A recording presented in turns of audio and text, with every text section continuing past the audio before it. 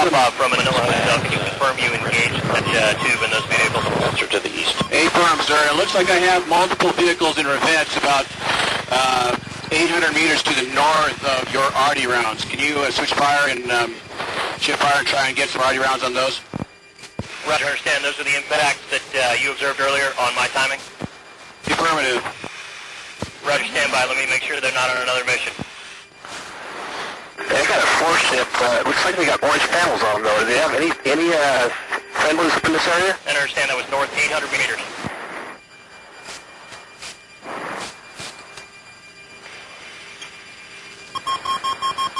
Pop-up, understand that was north 800 meters. Confirm, north 800 meters. Confirm no friendlies this far north on the ground. That's to confirm your well.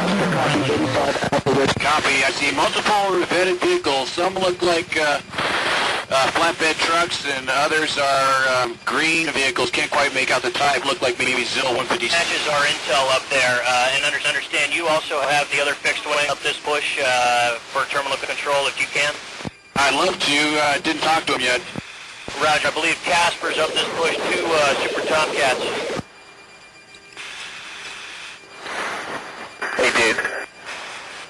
I got a 4-ship of vehicles evenly spaced along road going north. Look down at your right, 2 o'clock, 10 o'clock low. There's a, on your left 10 o'clock. Okay, look down there, they're heading north along that canal right there. Coming up just south of the village. Evenly spaced. Where are we straight? No, further east, further west right now. And there's 4 or 5 of them right now heading up there. I don't have you visual. I'm at your, the back of your 6-bit factory. Okay, now, where's this canal? Don't hit those FATs that are out there. Okay, right underneath you right now, there's a canal that runs north-south. There's a small little village, and there's vehicles that are spaced evenly there. Autopilot. They look like they have orange panels on, though.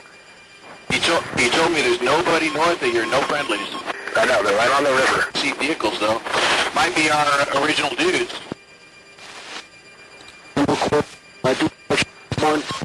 And second aircraft. You got some orange on top of them. Manila 3, is Manila 3-4 this area? And say again? Manila Hotel, is Manila 3-4 in this area? Negative, understand. They are well clear of that now. Okay, copy. Like I said, multiple revetted vehicles. They look like flatbed trucks. Are those your targets? That's affirmed. Okay,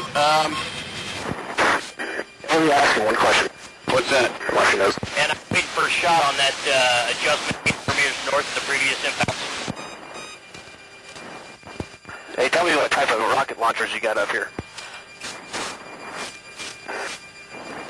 I think those are rocket launchers. Let's just go through this. Manila Hotel, you received on. Say again? Manila Hotel, fire your RD up that 800 meters north to see how we do. I'm standing by for a shot. They're getting the adjustment to the guns now.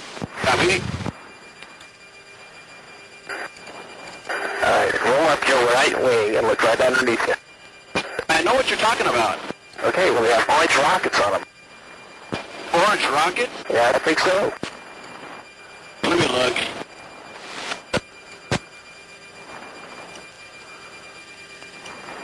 What do you think about getting home?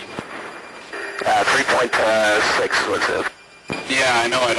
I'm talking about time-wise. Well, if you can kill these damn rocket launchers, it'd be great.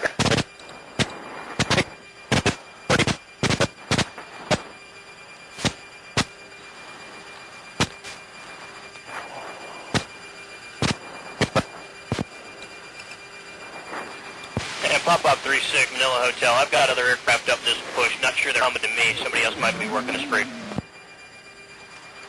Yeah, Manila 3-4 is working them. Roger.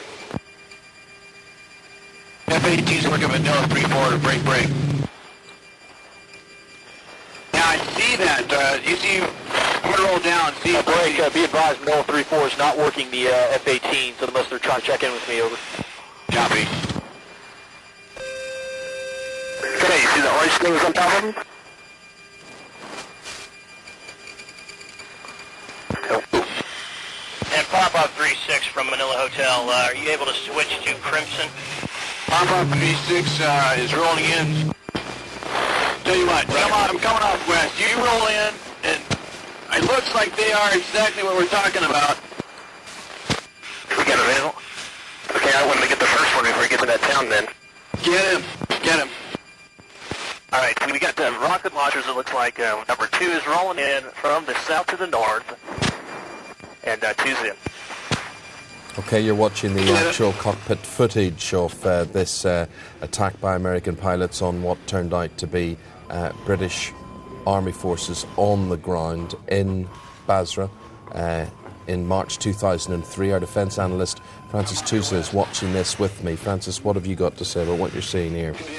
Well, you see the lead up to certainly that first attack.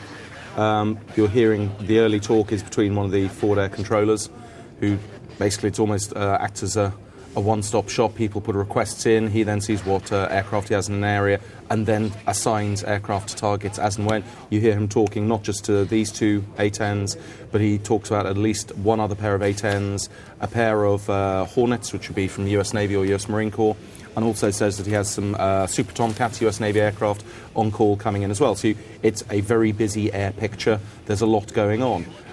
What you're then seeing is hearing the talk between the 2 pilots, and they're frequently manoeuvring very violently around, and you can see from the angle of bank and the claim that they are going around and frequently checking things. And there's actually a lot of talk trying to say, okay, where are we? Do you see the same things I do? They're talking about targets and revetments. It looks at this stage relatively likely that there is a classic misunderstanding between the forward air controller and these 2 pilots about exactly what they're looking at, which, strangely enough, is also one of the things that happened in the 1991 Warrior shoot-up by A-10s, where a forward air controller was describing a totally different target. And finally, again, you see the actual attacks. Yeah, and this is coming around for a second time.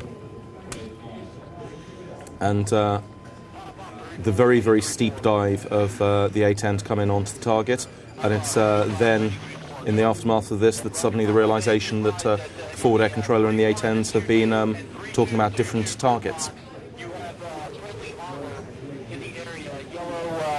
Small armored tanks, just be advised.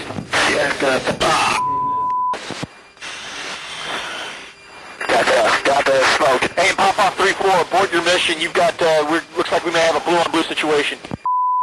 God bless it. Pop-Up 34.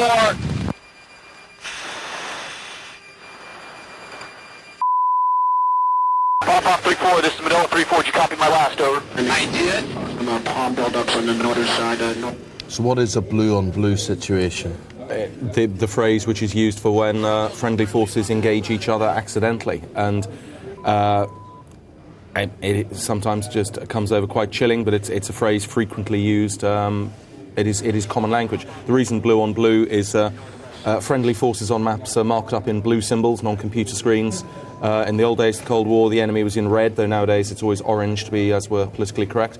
And so that's where the blue on blue comes from, and unfortunately history is littered with them.